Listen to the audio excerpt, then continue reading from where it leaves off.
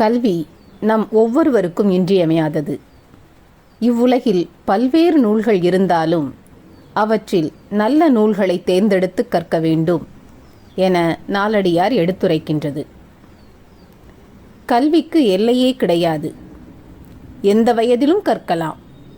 ஆனால் கல்வி கற்பவரது வாழ்நாள் என்பது மிக குறைவானது.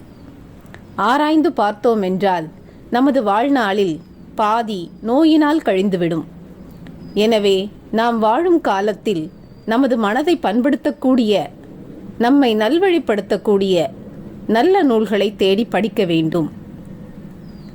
நீரளவே ஆகுமாம் நீராம்பல், தான் கற்ற நூலளவே ஆகுமாம் நுண்ணறிவு என்பார் ஔவை.